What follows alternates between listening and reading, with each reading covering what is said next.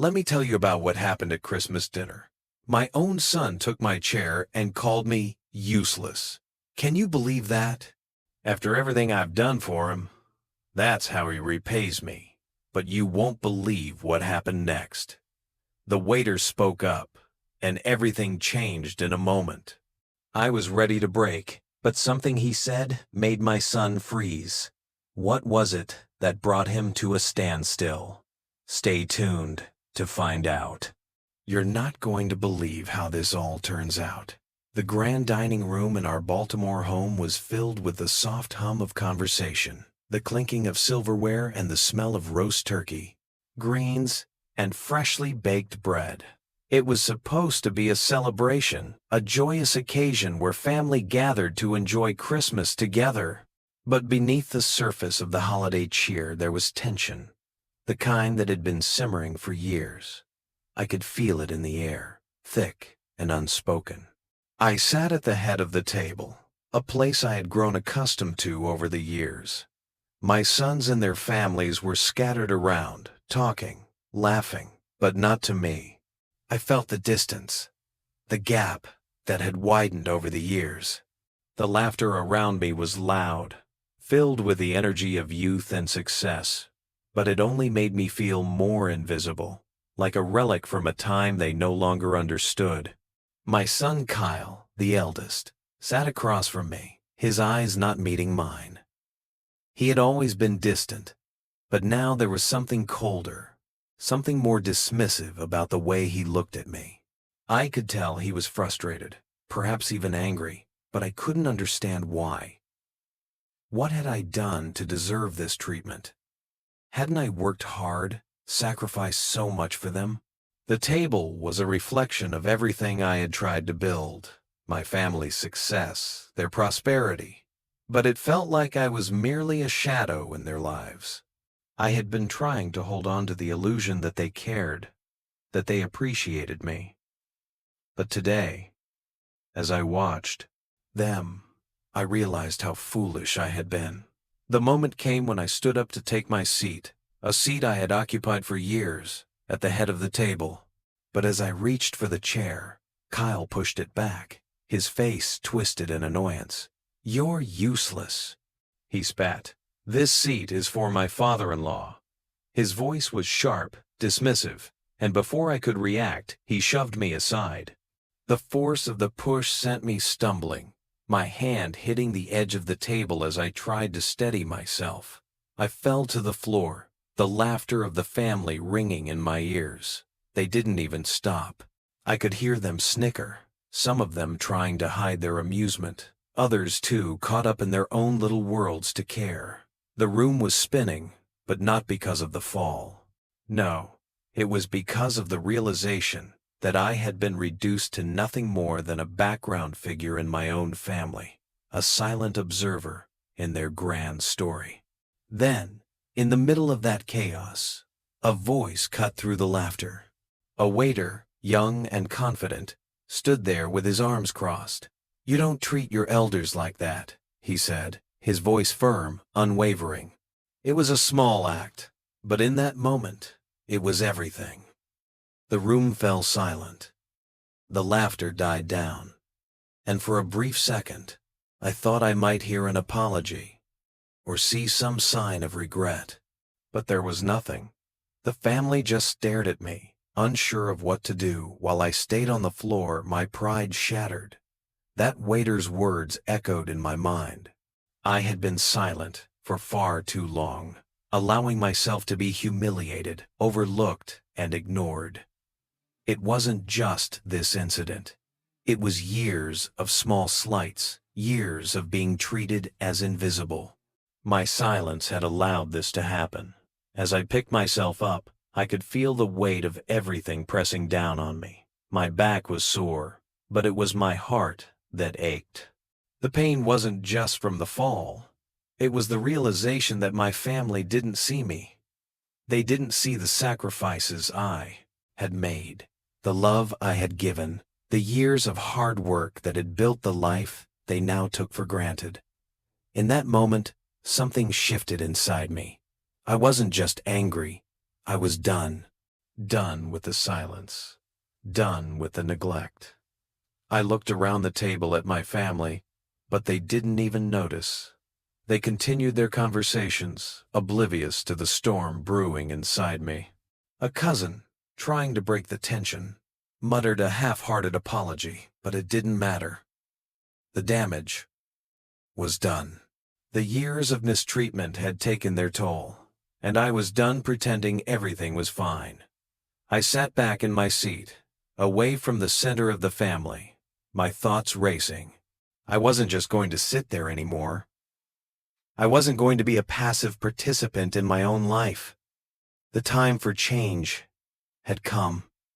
The evening dragged on, but I wasn't present in the same way. I heard their voices, but it was like a distant hum. I was thinking about the future, about what I had to do to reclaim my dignity. For too long, I had kept the peace. I had allowed my family to take me for granted. But no more. I was done being the doormat. As the night wore on and the table cleared, I knew things were about to change. I didn't know how, and I didn't know when, but I made a vow to myself. Never again would I let them treat me like this. The sun rose slowly over the quiet streets of Baltimore the morning after Christmas. The house was silent, too silent. Usually the buzz of family voices, the sound of the TV in the background, or the clatter of breakfast being prepared would fill the air. But today, there was nothing. The Christmas dinner had ended with an uncomfortable silence, and I found myself alone, sitting at the kitchen table, staring at the empty seat across from me, Kyle's seat. The house had always been filled with the sounds of laughter and chatter, but lately it felt more like a stage, where I was nothing more than a backdrop. This Christmas had been no different.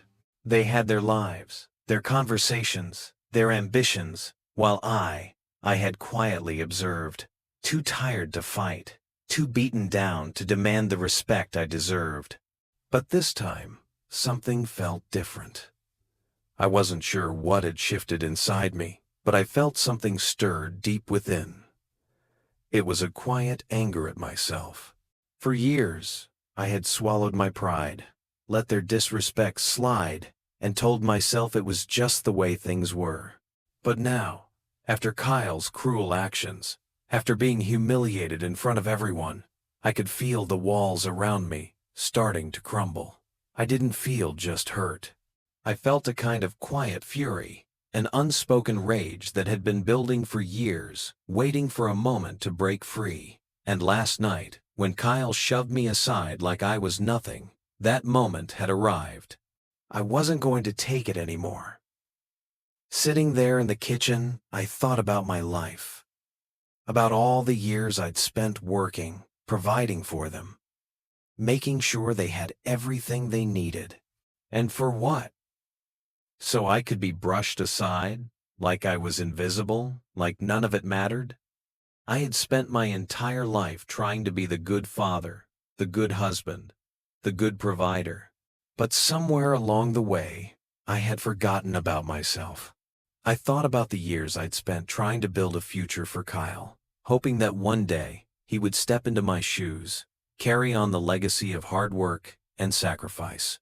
Instead, he'd built his own life, a life where I wasn't needed, where my presence was nothing more than an afterthought. The memory of that promotion, the one I had worked so hard for, the one I had deserved, came rushing back. I had been passed over. Kyle got it instead. Despite all my years of experience, my dedication, my sacrifices, and the worst part, he never acknowledged the years I'd spent building the foundation for his success. He just took it, like it was owed to him. It was in that moment, sitting in the silence of the kitchen, that I realized something. My silence, my passivity, it had been my prison. I had spent so much time trying to please them, trying to be the father they wanted, that I had lost sight of who I was. I had neglected myself for so long, I didn't even know where to begin anymore. But I knew one thing. I was done. Done with the silence. Done with the disrespect. Done with being invisible. I stood up, walking slowly to the mirror in the hallway. I looked at my reflection, my tired eyes, the gray in my hair, the lines on my face that had come from years of hard work and sacrifice. And for the first time in a long time, I saw someone I could respect. Someone who had been through hell and back, but had never given up. Never again, I whispered to myself. Never again will I let them treat me like this. It wasn't just about the chair. It wasn't just about Kyle's disrespect. It was about everything I had allowed to happen. It was about the years of quiet suffering, the years of being the man who kept everything together while they lived their lives, oblivious to the toll it took on me. Today, I was going to change. I didn't know how or when, but I knew I had to start somewhere. I had to take control of my life, my dignity, and my place in this family. It wasn't about seeking their approval anymore. It was about reclaiming my own respect. I spent the rest of the day preparing myself. I had to face Kyle. I didn't know what I was going to say to him yet, but I knew it was time. Time to stop pretending everything was fine. Time to stop letting him walk all over me. I would speak my truth, no matter how uncomfortable it might be. I made dinner for myself that evening. A simple meal. No grand family gathering, no elaborate spread, just me.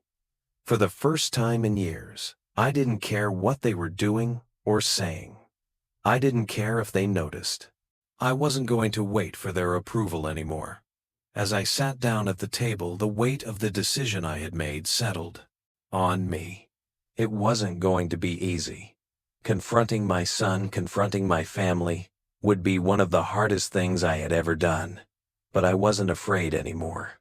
I was ready. I ate in silence, reflecting on what was to come. I knew it wouldn't be a simple conversation. I knew there would be hurt, perhaps anger, and maybe even more rejection. But it didn't matter. I was prepared to face it all.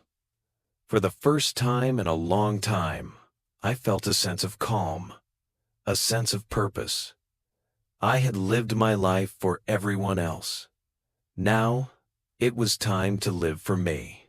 The morning after the confrontation at dinner, everything felt still, too still.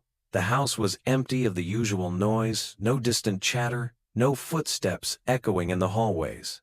I sat at the kitchen table, nursing a cup of coffee, the bitterness a stark contrast to the sweetness of yesterday's festivities. But there was nothing sweet about yesterday. Kyle had made it clear that I was nothing. He had taken my seat, shoved me aside, humiliated me in front of everyone, like I didn't matter. I should have spoken up then, but I didn't.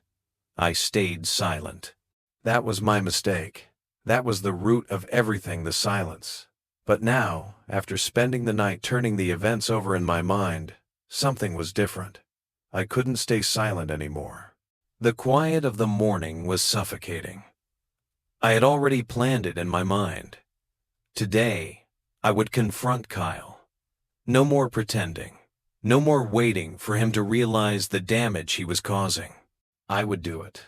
I would speak. I didn't know how the conversation would go, but I knew it had to happen.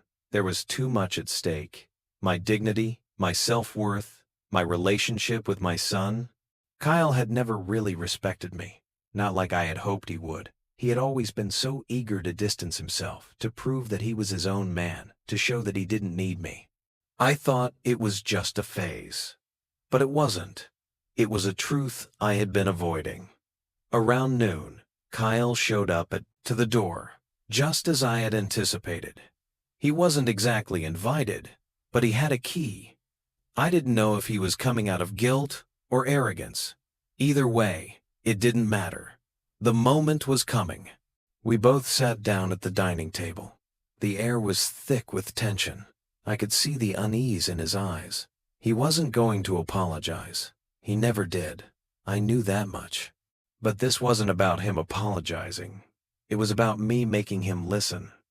"I've always been there for you," I said, my voice calm but firm. "But I can't do this anymore." Kyle shifted in his seat, not quite meeting my gaze. I knew he was preparing for a fight, ready to defend his actions. But I wasn't backing down. Not this time. "You've been—" "What? A father, I guess?" he muttered, his words trailing off. "But you don't get it. I'm not you. I don't want your life, your expectations. I never did." His words hit me harder than I expected, but I kept my composure, refusing to let the anger boil over. "I didn't ask you to live my life," I responded quietly. "I only wanted you to respect me, as a man, as your father." Kyle's face tightened, and for a moment, I saw the cracks in his armor. But before I could say anything else, he turned away, muttering under his breath, "You never gave me a choice. You made everything about you. You didn't leave me space to be myself." I could feel my heart sink. I had failed him in ways I hadn't realized. All these years of sacrificing my own needs, of trying to show him what it meant to be a man, had led to this, the resentment, the anger, the distance. He had never felt like he could be his own person because I had spent too much time molding him into something I wanted him to be. This wasn't just about the dinner. This was about a lifetime of my silent suffering and his misunderstood expectations. It was about two people who had never truly communicated. I thought about it for a second. I had been silent for too long, letting things slide, telling myself it was just how it was. But it wasn't just how it was. It was how I allowed it to be. "You're right about one thing," I said, my voice quieter now, but still resolute. "I've made mistakes. I've always put you and your mother ahead of myself, thinking that was the right thing to do. But in doing that, I lost myself. I let you believe I was weak, that I was nothing more than the provider. I didn't show you who I really am. And for that, I'm sorry." Kyle looked up at me, his eyes searching, as if waiting for me to say more. But there was nothing more to say. The words had been spoken. The truth laid bare. The past couldn't be undone, but the future, that was still in my hands. "I'm not going to keep living in the shadows," I continued. "I've spent too long trying to please everyone else while ignoring my own needs. This ends now." Kyle opened his mouth, probably ready to argue, but something stopped him. He didn't say anything for a long time. The silence between us stretched, thick and uncomfortable. It was the kind of silence that could tear a man apart, but for me, it was different. It was a silence of clarity. Kyle stood up suddenly, breaking the stillness. "You don't get it," he said, his voice sharp. "You've always been there, but you've never really been there. You've made me feel like I owed you everything, like I couldn't even breathe without your approval. I'm not you, old man. I'm not going to be your puppet." "Sit down, Kyle," I said, my voice even. "We're not done."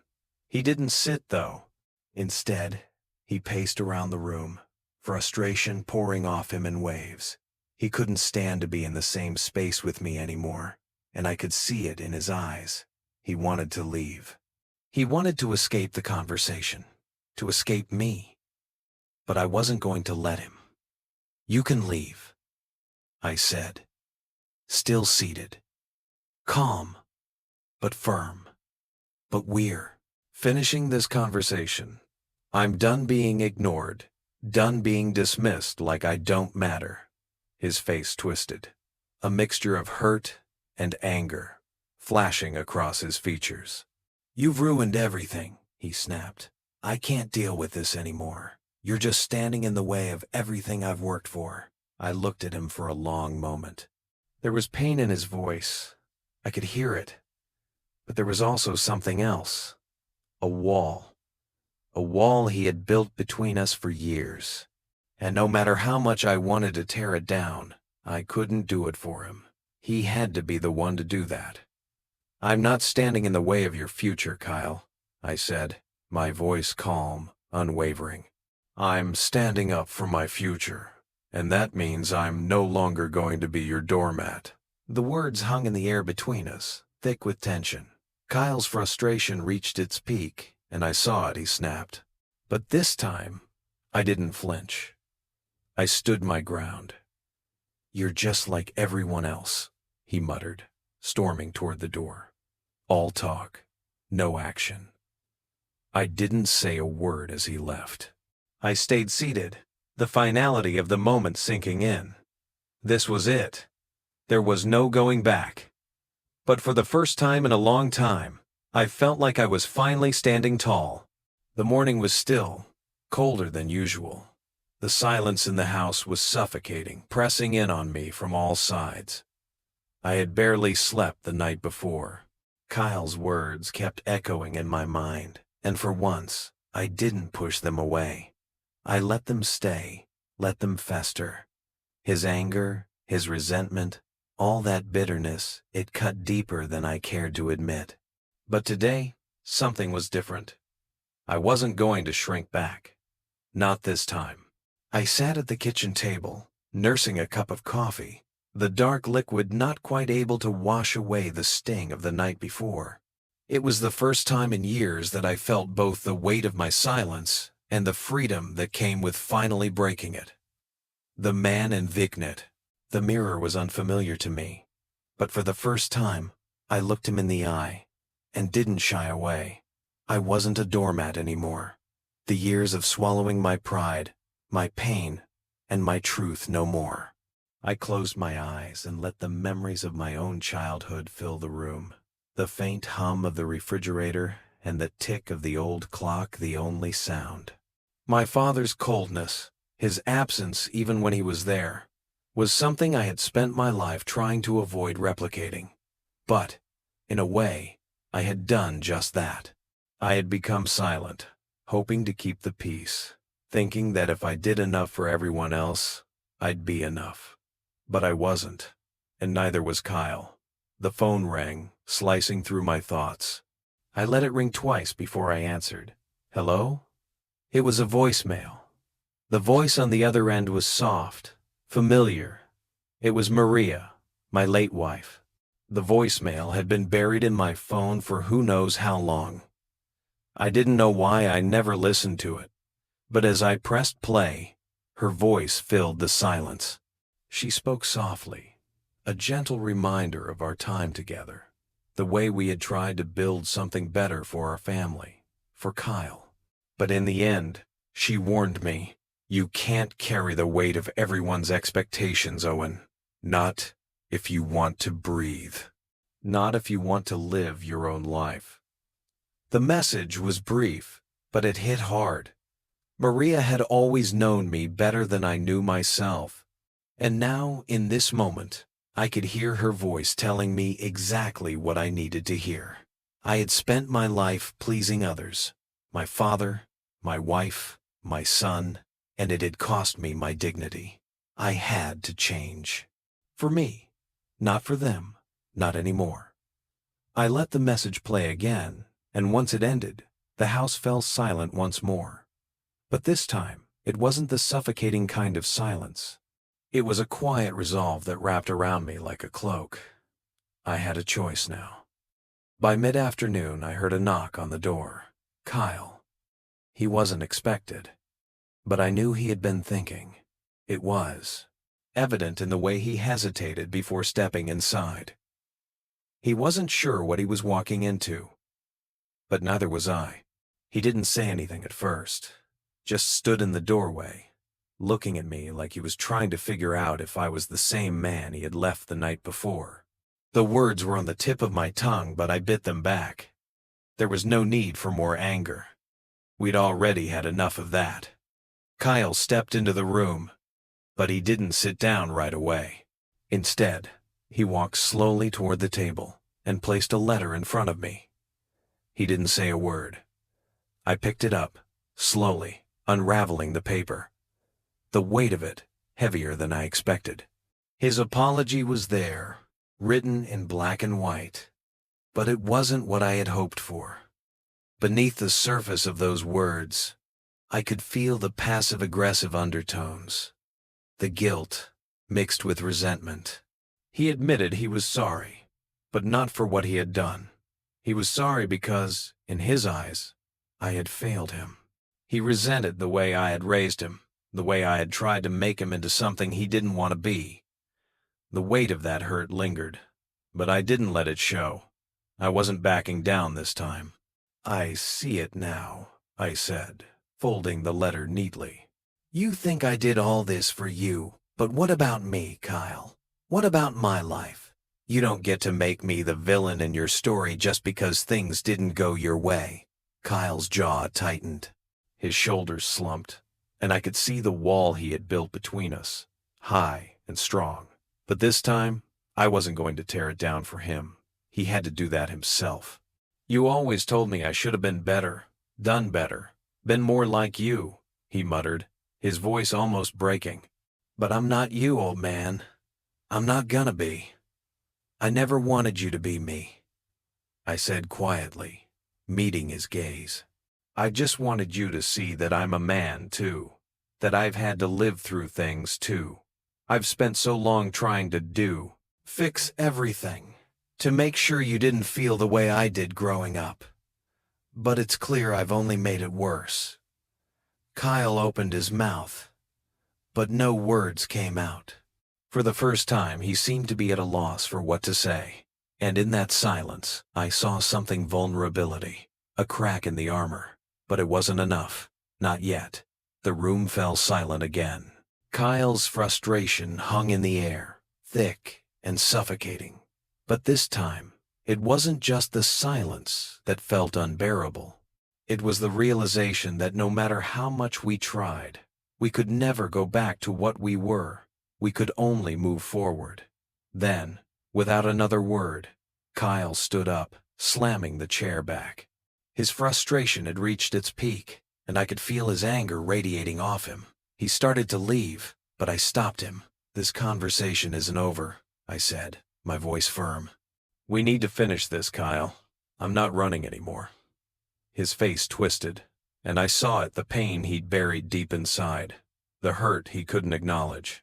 But it didn't matter now. What mattered was that I wasn't going to let him push me aside anymore. I wasn't going to let anyone push me aside again. He turned, the door slamming behind him as he left. But this time, I didn't feel defeated. I felt something else, something stronger. This was just the beginning. The morning after our confrontation, the house felt colder than usual. It was quiet, except for the muffled sounds of traffic outside. I could still feel the weight of the conversation with Kyle pressing on my chest, the sting of his words lingering, but now I was ready to face him again. This wasn't over. Not yet. I knew that much. If I didn't have this final conversation with him, we'd risk losing each other forever. I couldn't allow that. I had to be the one to make things right. When Kyle walked in, looking like he hadn't slept a wink, his body language said everything. He was defensive, his eyes avoiding mine. The tension between us was thick, suffocating. But it wasn't the same tension as before. Something had changed. I could feel it in my bones. I wasn't backing down, and neither was he. I took a deep breath. "We need to talk," I said, my voice calm but firm. The last thing I wanted was to let this fester again. "I've always been there for you, Kyle, but I can't do this anymore. We need to figure out where we stand, or we'll both keep hurting." Kyle shifted in his seat, a hesitant look on his face. He was on the defensive, but I could see the walls beginning to crack. Finally, he spoke, and the words came out slowly, like they were forced through clenched teeth. "I didn't mean to hurt you, but I never felt like I could live up to your expectations." His voice was shaky now, but I could hear the frustration under it. "It's like, no matter what I did, it was never enough. So I pushed you away. I didn't know how else to handle it. For a moment, I just sat there, absorbing what he said. His words didn't surprise me, but hearing them out loud was a different kind of pain. I had never understood why Kyle acted the way he did, but now it was clear. He had felt trapped, not by me directly, but by his own fear of never being enough. It wasn't just me he resented, it was the expectations he thought I had placed on him. I let out a sigh, feeling the mix of compassion and frustration well up inside me. I didn't ask you to be anything other than yourself, I said softly. But somewhere along the way, I stopped seeing you. I kept pushing you, thinking I was doing what was best. I'm sorry for that. The air between us felt different now, less heavy. The words we had left unspoken for so long were finally being said. But even as I felt a shift in the room, I couldn't shake the guilt that gripped my heart. I had spent my entire life carrying the weight of my father's expectations and my own. I had tried to break that cycle with Kyle, but I had inadvertently passed the same burden on to him. I shifted in my chair, my eyes drifting down to my hands. The memory of my own father's harsh silence flooded back. He had never said a word to me about his expectations, but I felt them every day. He had a way of making you feel small without even trying, and I had promised myself that I wouldn't do that to my son. But here I was, having done just that. You know, I started, my voice quiet but steady. I grew up with a father who never once told me he loved me. Never once told me I was doing good enough. And I carried that with me. That need for approval. That need for respect. I tried to give you everything I didn't have, but somewhere along the line, I forgot to let you have your own voice. I paused, letting the words settle in the room. I felt the weight of my silence in the past, and the toll it had taken on both of us. But now, I saw Kyle in a different light. His anger wasn't just about me. It was about his own pain, his own sense of inadequacy. And it was my job to help him through it, not just as a father, but as a man who had walked down a similar road. I could see the walls in Kyle's eyes starting to crumble. He wasn't used to seeing me like this. I'd always been the strong, silent type. But now I understood. My silence had been just as harmful as my father's was to me. I've been afraid of failing you, Kyle said quietly, his voice breaking for the first time. I've always been afraid that no matter what I did, I wouldn't be good enough for you. His words cut deep.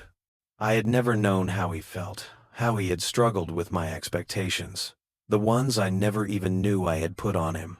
And now, for the first time, I saw the little boy inside him, who had always wanted his father's approval, but didn't know how to get it. I took a deep breath and placed my hand on the table. I'm proud of you, Kyle. I should have told you that a long time ago. You don't have to be anything other than yourself.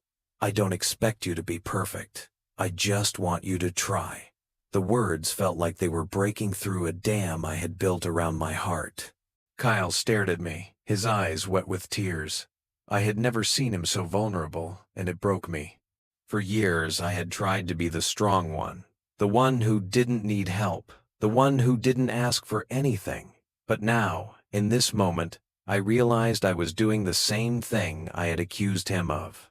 I had been so focused on teaching him to be strong that I never let him see my own weaknesses. I've been keeping things from you, Kyle whispered, his voice barely audible. Not because I didn't trust you, but because I didn't think you'd accept me. I've been trying to live up to a standard I didn't ask for. The truth hung in the air like a weight. We had both been living in the shadows of each other's expectations. And now, we were finally seeing each other clearly. But just as I thought we were making progress, the doorbell rang, and Kyle froze. He didn't want to face this new layer of reality, but he couldn't hide anymore. I got up to answer it, and when I opened the door, I saw my daughter standing there, her eyes filled with uncertainty. Kyle's expression shifted instantly. His walls shot back up and the tension between him and me flared again. The conversation we had just started to have felt interrupted, like we were about to make a breakthrough, only to have it shattered by the sudden appearance of a family secret. I could feel the old familiar pain rising, another layer of unresolved drama coming to the surface. I looked back at Kyle, whose face had hardened. We were not done yet. This conversation, this healing, was far from over. As I turned to greet my daughter, a phone call came through on my phone. It was an unknown number, but something in my gut told me it was important. I picked it up, and the voice on the other end immediately pulled me back into the chaos. "Mr. Owen, we need to talk," the voice said, sounding serious. "There's something you need to know about your family." The weight of the moment hit me like a ton of bricks. This wasn't over. Far from it. The family was gathered again, sitting around the same dinner table that had seen so many silent tears and unspoken words. But today was different. The tension was thicker than ever. It wasn't just the weight of the conversation that lay ahead. It was the fear of what might happen next. I could feel it in the air, heavy and oppressive. Kyle hadn't said much since his last visit, and I knew that this meeting, this moment, would either make or break us. I sat at the head of the table, watching everyone. The unspoken animosity hung over us like a cloud. There was no warmth today, just a coldness in everyone's eyes. Kyle avoided my gaze completely, his arms crossed over his chest. I couldn't tell if he was ready for this or if he'd already made up his mind. But it was time. If we didn't confront what was simmering between us, it was only going to boil over and ruin everything. It was Kyle who broke the silence, though it wasn't with words. He shifted uncomfortably in his chair before speaking. "I've been thinking," he started, his voice low and unsure. "I'm planning to move out. I can't keep doing this. I don't feel like I belong here anymore." The words hit me like a punch to the gut. It was hard to hear, harder still to admit that I was the one who had pushed him to this point. This was what it had all led to. A son, my own flesh and blood, who didn't feel wanted in his own home. The realization stung. My heart sank, and I felt a mixture of hope and anger rise in me. I wasn't ready to lose him, but I also couldn't keep pretending like nothing was wrong. I had to say something, had to confront this head on. I took a deep breath, steadying myself before responding. "You're saying you're leaving because you feel suffocated, but you're running away from what we need to fix," I said, trying to keep my voice calm but firm. "I'm done being silent. I'm not going to pretend like this isn't happening anymore."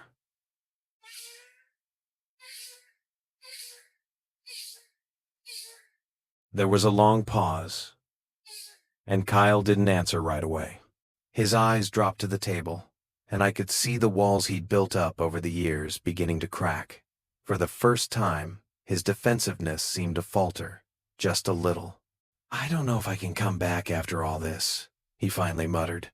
His words were heavy, filled with both guilt and resentment. But there was something else behind them too, a vulnerability I hadn't seen before. It was a blow, but it also opened something up.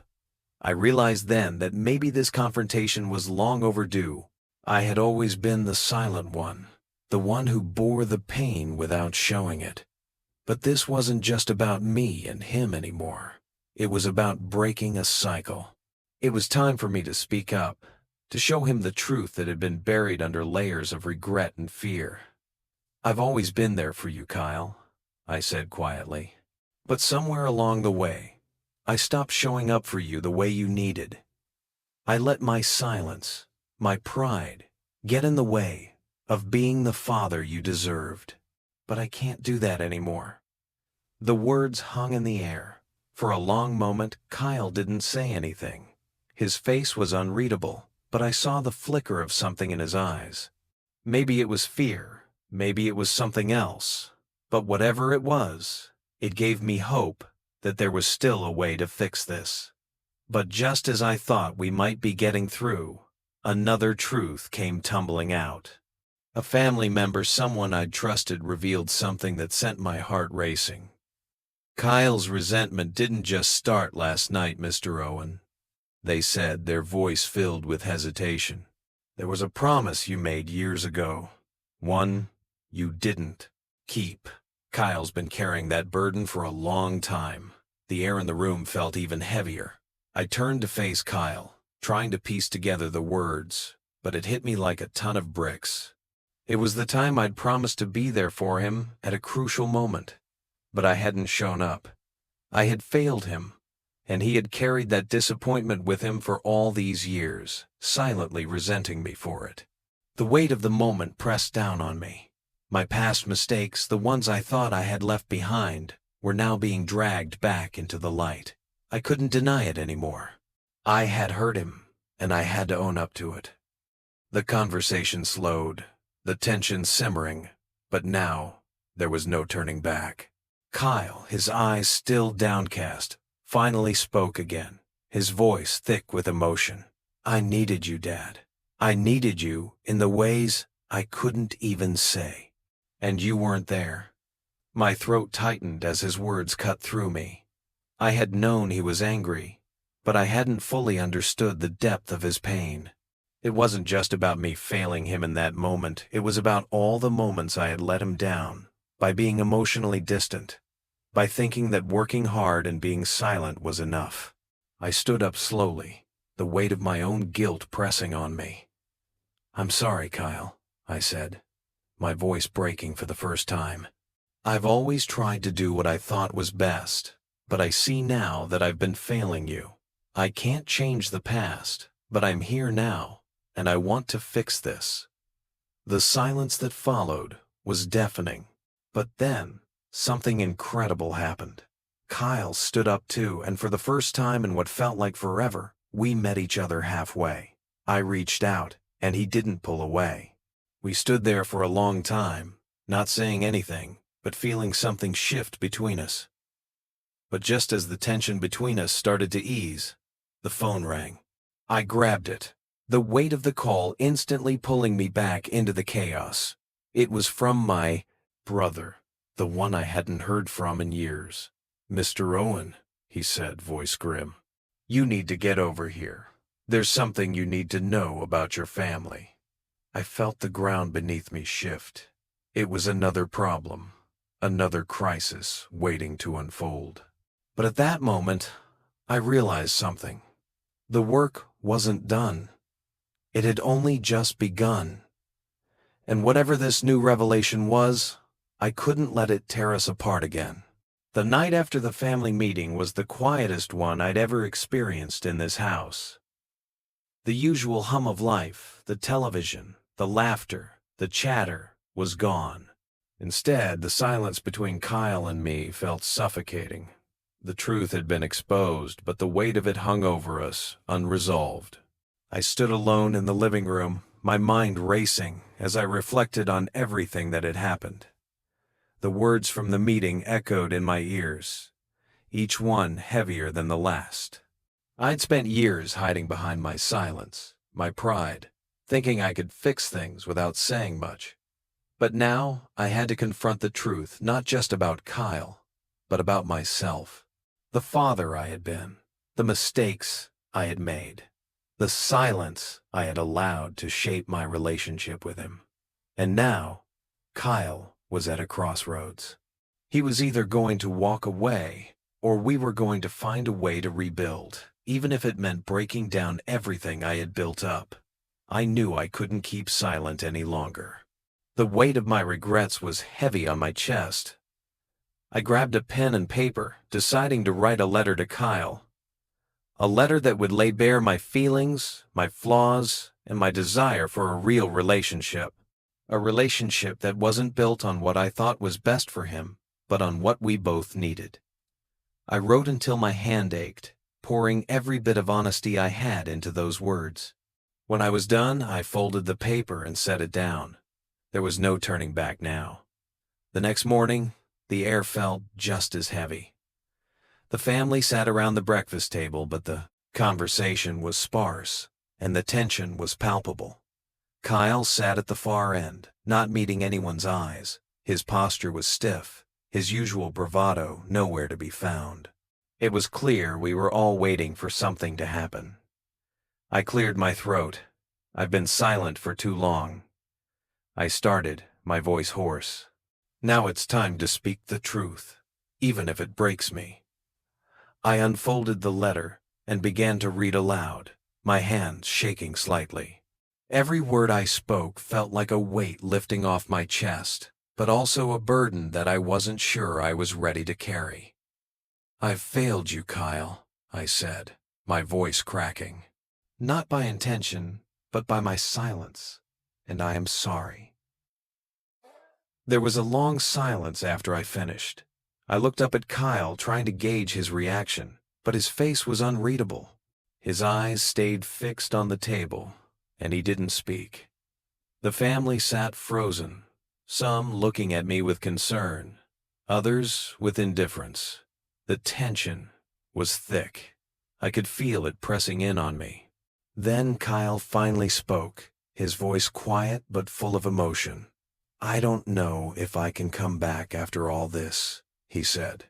His words were like a slap in the face, but they weren't a surprise. He'd been pulling away for so long, I wasn't sure if anything could bring him back. I nodded slowly, taking in his words. "I understand," I said, my voice steady. "But I'm not going to stand by and let you walk away without trying to fix this. We need to have a real relationship, Kyle. Not one built on lies or silence, but on truth." There was another long pause before the family member who had remained silent the entire time spoke up. "There's something you need to know, Mr. Owen," they said, looking at Kyle. "Something from the past that's been weighing on him." Kyle looked up, confused. "What are you talking about?" he asked.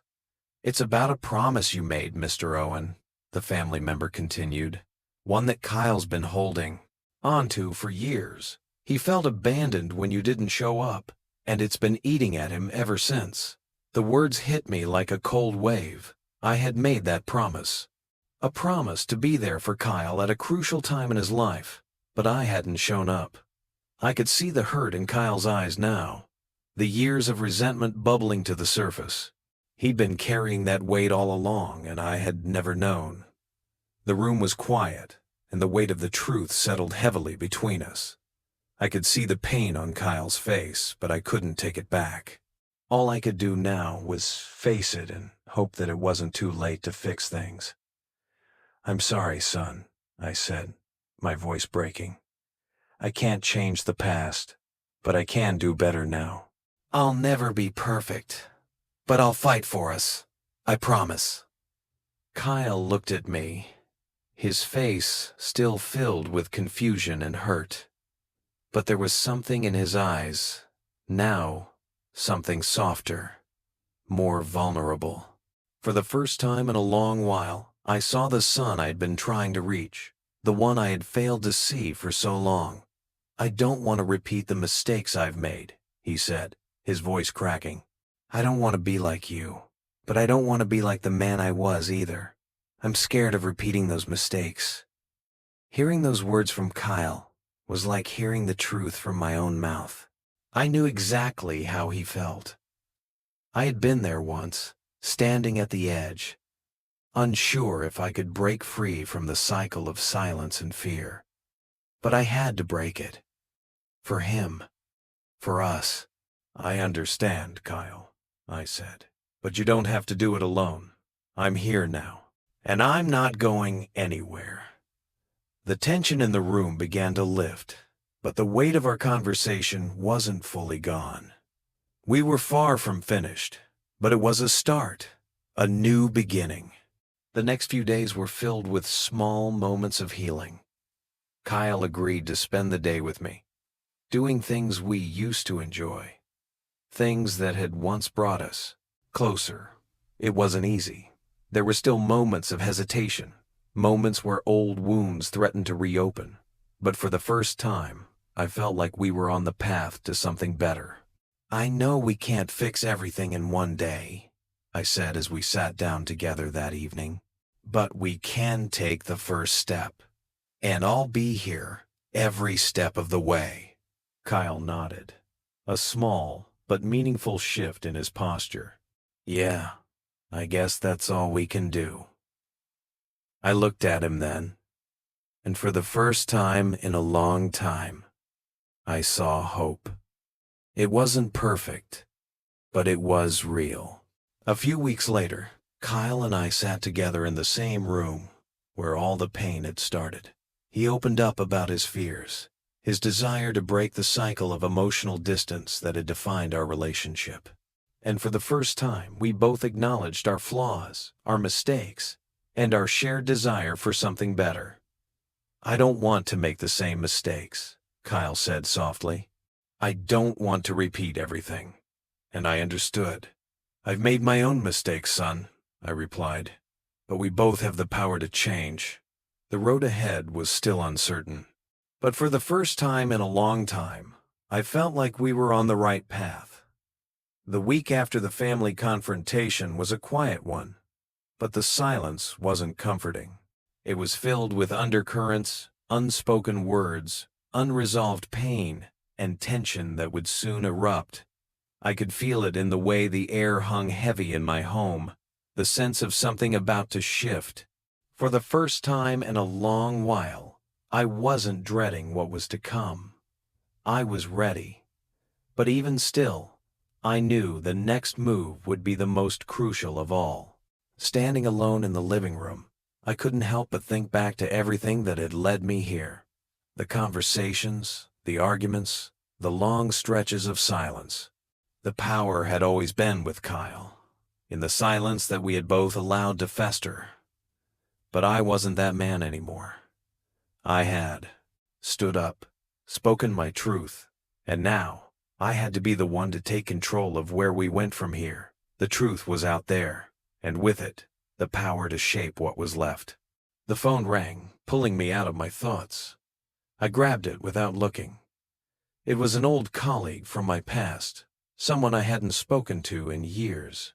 The conversation was brief, but the words hung with me long after we hung up.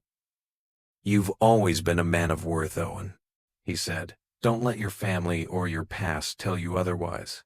Those words, simple as they were, hit me like a jolt of electricity. I was more than the mistakes I'd made. And for the first time, I saw my own worth outside of my family. I set the phone down, a quiet fire sparking inside me. This wasn't just about fixing things with Kyle anymore. This was about reclaiming the respect I had lost, for myself and for my family. And if Kyle wasn't ready for that, I'd stand alone.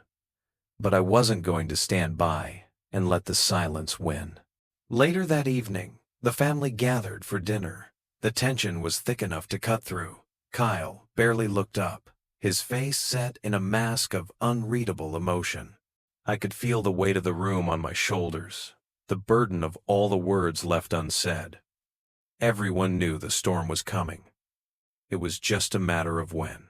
I tried to break the silence, my voice firm but gentle. "We can't keep doing this," I said. "We can't keep pretending everything's fine when it's not." Kyle didn't meet my eyes. Instead, he pushed his food around on his plate, lost in his thoughts. His refusal to engage stung. It was like he was still closing himself off, unwilling to face the truth, unwilling to face me. That's when the anger came, from somewhere deep. I didn't raise my voice, but I could feel the intensity of it in my words. "You've been running away from everything that matters, Kyle. I've been standing here, waiting for you to see it. But you've been so caught up in it's your own hurt. You couldn't see how much it's hurting us all." Kyle's head snapped up then, his expression hard. And then, as if everything just exploded, he turned on his mother, his voice thick with bitterness. "Why didn't you ever step in, huh? Why didn't you ever say anything when you saw this happening? You let it happen." The words were like a slap, and for a moment I could see his pain. But the fury in his voice, it was like he was looking for someone to blame other than himself. I knew how it felt. Hell, I'd been there. But it didn't make it any easier to take. "I never thought I needed to step in," she replied softly, her voice shaking. "You were both stubborn, too proud to admit you needed each other." But Kyle didn't listen. He turned away, standing abruptly and heading for the door. The rest of us sat in stunned silence, unsure of what to say next. The night ended quietly, with Kyle storming out, leaving the rest of us to pick up the pieces. But I knew I wasn't done yet. There was no going back now. We were going to have this conversation, and it would be raw. It would be hard. But we couldn't continue in this endless loop of silence and misunderstanding. The power was shifting, and whether Kyle was ready or not, the reckoning was coming. That night, after everyone had left, I found myself in the living room again. The weight of it all was pressing on me, but there was a new clarity. The man I was, the man I had been, was no longer who I wanted to be. I had let fear and silence dictate so much of my life. But now, I was ready to face whatever came next. For myself, for my son. The next morning, the house felt different. Still heavy, still full of unresolved emotions. But I wasn't backing down anymore. I couldn't. It was time for the final confrontation. Time to stop tiptoeing around the hurt and start addressing it head on. I sent a message to Kyle, asking him to meet me. No more distractions, no more delays. It was time to finally have the conversation that would define us. It was either this or lose each other forever. When he arrived, he didn't say anything at first. He just stood there, eyes downcast, his posture tense. I waited, letting the silence stretch out, knowing that if he wasn't ready to speak, I would be the one to start. "We've both been living in silence," I said quietly. "You think I don't know what you're going through? I've felt that same anger, that same hurt. But you can't keep running, Kyle. You can't push everyone away because you're afraid of getting hurt again. We need each other, even if it's hard." Kyle finally looked up at me, his eyes filled with something I hadn't seen in a long time. Fear. "I don't want to end up like you," he said, his voice shaking. "I don't want to be the man who just keeps everything bottled up, pretending everything's fine when it's not. But I've always felt like I was walking in your shadow, and I don't know how to get out of it." The words hit me harder than I expected. I had always been the strong one, the one who kept it together. But I never realized how much of that strength had been a wall between us. "You're not in my shadow, Kyle," I said, my voice softening. "But I've never given you the space to be your own man. I failed you in that. I'm sorry." Kyle looked at me, his face a mixture of disbelief and relief. For the first time, I saw him as a man flawed, hurt, but willing to face the truth. The conversation didn't fix everything, but it was the first step. And for the first time in years, I felt like I could finally see him, truly see him. Not as my son, not as someone I had to fix, but as the man he was becoming. "Let's rebuild this together," I said, the words feeling like they belonged for once. Not just as father and son, but as men who have both lived through the storm. Kyle nodded, his eyes a little clearer, a little softer, and for the first time in a long time, I felt like the power had shifted back into my hands. Months have passed since that pivotal confrontation. The house still carries the echoes of the past, the weight of unspoken words, of feelings left unaddressed. But somehow, things have started to shift, little by little. It's like we're finally beginning to move, one small step at a time, out of the heavy shadows that have loomed over us. And yet, there's still that sense that healing, real healing, doesn't happen overnight. I've spent a lot of time reflecting. I know we've made progress, but the scars of everything that's happened, they don't just disappear. There's still work to do. I know that now, more than ever. The pain we've all carried for years isn't gone. But maybe, just maybe, it's beginning to fade, at least a little. And that's something. Sometimes, healing is slow, I remind myself, the words coming out like a prayer. But it doesn't mean the wound isn't healing. It means we're learning to live with it. I got a letter the other day from a distant relative. Someone who'd been out of the loop for a long time but somehow knew what I'd been through. The words in that letter hit me harder than I expected. "You've shown strength, Owen. You've faced your demons, and you've come out stronger for it." It wasn't anything I hadn't heard before, but something about reading it now made me feel like I could finally let go of the last bit of the weight I'd been carrying. I wasn't just a man who had made mistakes. I was a man who was learning to move past them. It's been months, and yet every family gathering still feels like walking on eggshells. It's different now, though. The silence isn't as thick, but it still hangs between us, especially when Kyle and I are in the same room. We're talking more, sure, but there's a long way to go before I can honestly say I feel whole again, that we feel whole again. We've all been scarred by the past, and now it's just about healing those wounds and figuring out how to move forward. At dinner one night, I decided it was time to have another talk. It wasn't easy, not with the tension still there, but it had to happen. I looked at Kyle, sitting at the table, barely looking up from his plate. It hurt, but I knew we couldn't keep avoiding the truth. "Kyle," I started, my voice steady, but the weight of the words hit me harder than I thought it would. "We've been through hell, you and me. I can't pretend it didn't happen, but I can't keep carrying this either. We have to move forward." His eyes met mine for the first time in days, and I saw something there. Hesitation, maybe. Maybe he was still angry, but there was something softer, something more vulnerable in the way he looked at me. "I know," he said quietly. "I know we've got a lot of ground to cover, but I'm trying. I really am. I don't want to keep making the same mistakes." It wasn't much, but it was something.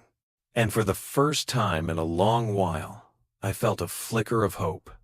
We weren't there yet, but at least we were on the same page. Later that night, I found myself sitting with my wife, reflecting on everything we had been through as a family. "We've both had our part in this, haven't we?" I said, the words more of a realization than a question. "We created this distance with our silence, our inability to really see each other. And now, we're trying to fix it. But it won't be easy." She nodded. "No, it won't be. But it's worth it, Owen. We have to keep trying." There was a long pause between us, both of us lost in the weight of our shared history. But for the first time, there was no resentment, no bitterness, just the quiet acceptance that the road to healing was long and hard, but it was possible. A few days later, Kyle and I found ourselves at a community charity event, working side by side. The action was a welcome distraction, but it also gave us a chance to talk, really talk, about everything that had been festering between us. I glanced at him, seeing the hesitance in his eyes. "We've both made mistakes, son," I said, my voice calm. "But this is the moment we choose not to be defined by them. This is where we start over." He took a deep breath, his voice wavering a little. "I don't want to be like you. I don't want to be the guy who keeps his emotions locked away. but I don't know how to break free from that. It's all I've ever known. And just like that, the walls started to come down. Kyle shared memories of his childhood, of times when he felt abandoned, forgotten. He admitted that he had spent too long running from those feelings, but he was finally ready to face them. "I'm trying, Dad. I'm trying to be better, for me and for my kids." It wasn't perfect. It wasn't the end, but it was a breakthrough, and it felt like the first real step in the direction of healing. The days that followed were quieter. There were moments of reflection, of growth, and of the kind of uncomfortable honesty that had been missing from our lives for too long. But it wasn't just about Kyle and me anymore. It was about all of us, as a family, learning how to rebuild after everything that had been broken. One evening, as I sat alone in the living room, I thought about everything that had led us here. The hurt, the mistakes, the silence. I realized that true healing wasn't just about fixing the past. It was about accepting it, learning from it, and forgiving. Not just Kyle, not just my wife, but myself too. Forgiveness isn't about forgetting, I told myself, the words feeling like a weight off my chest. It's about freeing yourself from the chains that bind you. Kyle and I had our final conversation that night, after everything had been said and done. He admitted that he had struggled with forgiveness, especially when it later came to himself. But with my support, he promised to keep working on it. And for the first time, I believed him. The next day, we gathered as a family again. This time, it wasn't filled with tension or silence. It was filled with something much more powerful: hope. I stood in front of everyone, feeling a weight I didn't realize I'd been carrying begin to lift. "We're not perfect," I said, my voice steady but full of emotion. "But we're here, together, and that's all that matters now." Kyle looked at me, his expression softened, filled with gratitude. For the first time in a long time, I felt like we were finally on the path to healing, not just as father and son, but as a family. As I looked around the room, I saw the same thing in everyone's eyes, the recognition that, though the road ahead would be difficult, it was a road worth traveling together.